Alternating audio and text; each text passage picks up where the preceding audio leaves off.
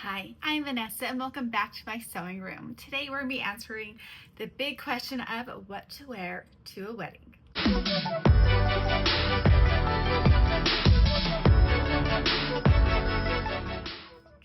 I have searched the internet for you, and what I'm seeing is a lot of wrap tops with flowy sleeves as well as long, beautiful maxis.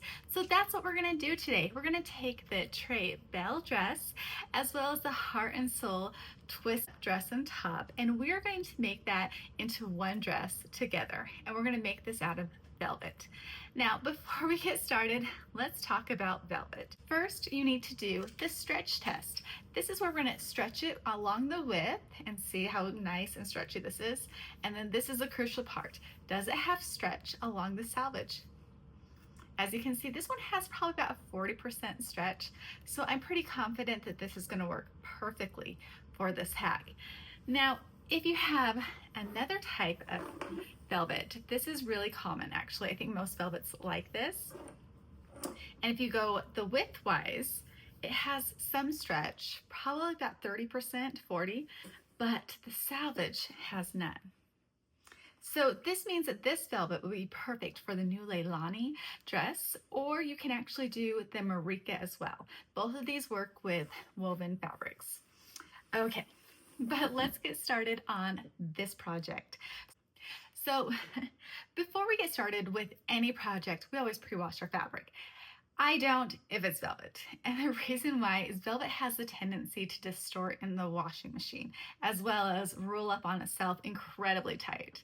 So you can serge the edges to kind of help with the distortion, but it still has a tendency to roll. So I don't wash it until after I sew it. It's usually made out of polyester, and it's not gonna really shrink or do anything too weird if you sew it up first. So that's what we're gonna do today, but let's get to the cutting table and make this beautiful dress.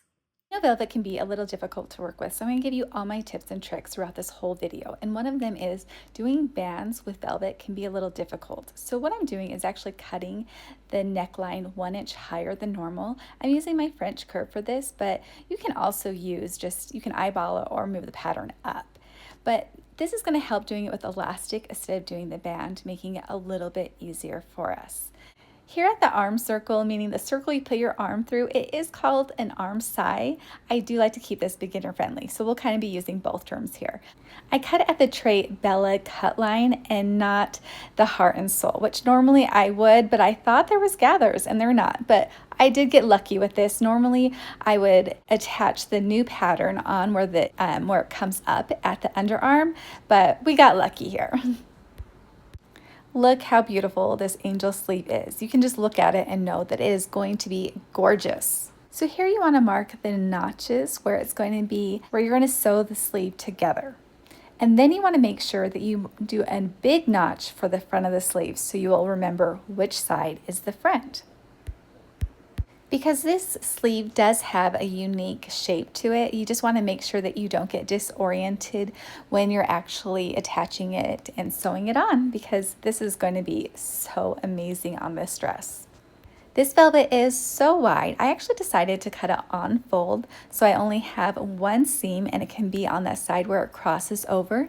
And then I can use the seam allowance to give it a 1/2 inch seam allowance to roll hem that slit, because it gets hot here and I really wanted this skirt to be vented. So I've serged together my shoulder seams, and now I'm going to be starting putting elastic in the front bodice. I start my elastic first. When sewing velvet, your sewing machine is your best friend. Say it with me. My sewing machine is my best friend. Now, I'm actually using face mask elastic, or better known, ultra soft elastic here, because it is not going to cause this big rippling. I just find that using softer elastic on these delicate areas is very helpful. Now I'm basting this elastic on, and I'm actually going to be pulling it about 20% around my bust, because I would like it to stay where I want it to stay and be comfortable all day long. I'm also doing a very long zigzag stitch. Here you see that little gathering, but again, this is what's going to hold it to your chest. So it's very important, but it'll even out once you put it on. Now I'm going to be doing a rolled hem all the way across. I do love a rolled hem on formal fabric. I just think it gives such a nice look to it, and I like that the insides are as finished just in case you have something roll out of place. It looks beautiful from all angles. I'm going to be adding a gather stitch where it's going to be crossing over my body, and this one it says to do a little earlier, but I wanted to make sure that my lines look perfect here, so I started it right at this point instead of doing it before I did my rolled hem. And then you're going to baste your gathered piece to the other side, and then I started serging up my side seams here.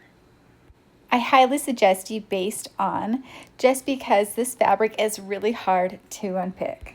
Look how nice the bodice is coming along. Now it's time to close the sleeves.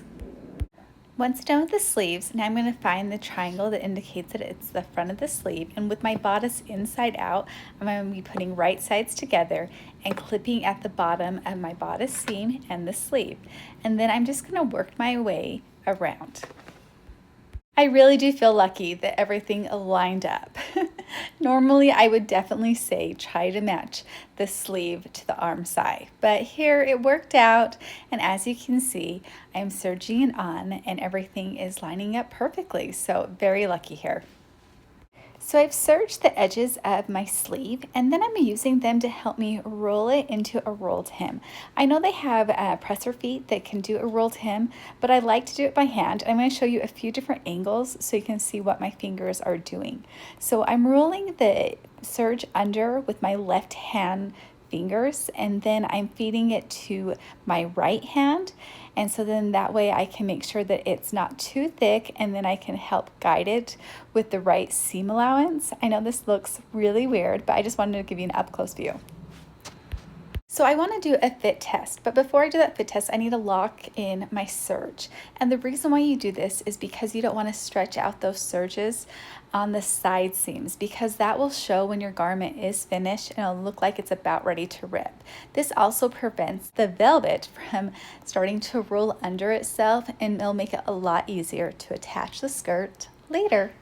All right, here we are with the fit test. I kind of have my sash wrapped around to keep it modest, but this is how the bodice is turning out, and I have to say, I love it. I love adding elastic when it's a wrap top. It just helps everything feel so secure.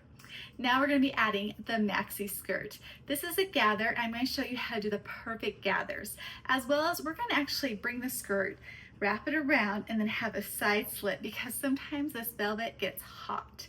So I'm going to show you how to do all of that, and we're going to finish up this dress. Let's get to it. We have a number 1 stitch. I'm going to increase the stitch length to a 3. So I actually do back stitch. I'm going to be breaking some rules here. And then I'm going to be sewing on the seam allowance with that 3mm, and I have not adjusted my tension. For one thing, this machine has AccuTension, so I can't. But I usually don't on my other machines either, because I notice that my thread breaks a lot easier with really high tension. Now I know there's so many ways to gather. This is just one of my favorites, especially when I'm using fabric that's a little bit harder to work with. So now I'm just going to be hand gathering it, pulling on my bobbin thread. I just want to be able to control those, and because I don't want to unpick a basting stitch because this fabric is so hard to unpick, I have to work with that one thread, and I don't want to break it. Now I have my bodice underneath, and I'm just seeing the length of it, but you can see how gorgeous those gathers are already looking. Back at my sewing machine, I'm doing a zigzag stitch at 5mm long. And then I'm starting a piece of, this is picot, it's pronounced picot, but I want you to be able to find it. So it is spelled like picot elastic. It is magic. I like it because it's not too strong of an elastic. It's very soft and it's very comfortable on the waistline. So that's exactly why I'm basting it onto the skirt gathers right here. Now I am doing probably about a 10% stretch on this. So I'm stretching it out of 10 inches, 1 inch. And this way it's going to help those gathers stay together and look beautiful. I like to add on the elastic at this point instead of adding it once I've already serged it. This is just a preference thing. So I am a little crazy when it comes to gathers. I think you're already getting this. So now I'm basting my gathered skirt with the basted on elastic now onto my basted top, and I'm basting it all together. I know it's a lot of basting, but I promise you, basting prevents tears, and that's why I do so much of it. But I will show you the results and you can judge for yourself. After I get done basting, then I'm going to put it on a hanger and hang it up and take a really close look, because this is where you can still fix things, whereas after I serge, it's going to be very difficult. And here I am, finally at the serger, serging at those edges. I know, you were wondering how long it would take me to get to this point, but I want my gathers to be perfect. I just want them to not have any tucks in them, and then I don't want to have any rippling in my waistband. And so I've had so many mistakes in the past by rushing it that at this point I want to make sure that I make the best gathered waistbands that I can possibly make, and I want to show you how to achieve that as well. So trust the process. So I've serged down the side of my skirt, but then I veered off where I want to have that slit be. And then I took my sewing machine and I actually sewed straight down. And so you can see I have a 1/2 inch space between both of those lines. Now what happens here is that I can open it up, and then I'm going to be able to roll hem both of those openings, and then I can create the perfect side slit. Then I serge down both sides of my slit, and then after I get done serging, I'm going to take it back to my sewing machine and show you how to finish up the side slit. And now I'm just taking that and I'm just roll hemming, and I'm going to be roll hemming both sides. I'm about a 1/4 inch over from where that roll hem is for my seam allowance. This is going to give it such a nice finished edge. Once you get done roll hemming both sides, then you're going to we're going to put the sides of the slit together, and then you're going to sew across the opening of the slit. This gives a nice finished detail and also keeps the slits from looking like they're wide open. And then all I had to do was roll hem and I was done. And I have to say, I am so comfortable, but I feel like a goddess in this dress. When I take off the sash, I love seeing all those gathers. I think I'll probably be wearing it without the sash. I hope you enjoyed this video. I hope you learned how to hack these two patterns together. And please like and subscribe, and just know that we'd love to hear your comments. I hope you have a wonderful day. Thank you for watching.